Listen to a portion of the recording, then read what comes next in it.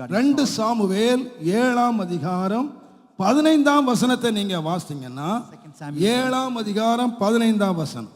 உனக்கு முன்பாக நான் தள்ளிவிட்ட உனக்கு முன்பாக நான் தள்ளிவிட்ட சவுலிடத்திலிருந்து என் கிருபையை விலக்கினது என் போல கிருபையை விலக்கிட்டேன்.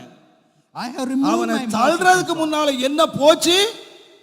What கிருபை left him? போச்சு. அபிஷேகம் இருந்துச்சு, He lost his honor. கிரீடம் இருந்துச்சு, He had the crown. சிங்காசனம் இருந்துச்சு, He had the throne. அரண்மனை இருந்துச்சு, He had a palace. உதவி செய்யறதுக்கு ஆயிரக்கணக்கான போர்ச்சவர்கள் இருந்தாங்க, Thousands of soldiers. யுத்த ஆயுதங்கள் இருந்துச்சு, And the army. எல்லாமே இருந்துச்சு. He had everything. என்ன மட்டும்தான் விலகிச்சுன்னு What கேட்டீங்கன்னா was lacking? கிருபை விலகிடுச்சு. Grace departed from Saul. அதான், தேவனுடைய கிருபை மாத்திரம் விலகுமானா உன்னுடைய நிலைமை மிக ஆபத்தான. If God's grace departs from you, your life is in danger. சிங்காசனம் தான் உட்கார்ந்திருக்காரு, He is seated in the throne. கிரீடம் இருக்கு, He has a crown. எத்தனையோ சேவர்கள் இருக்காங்க.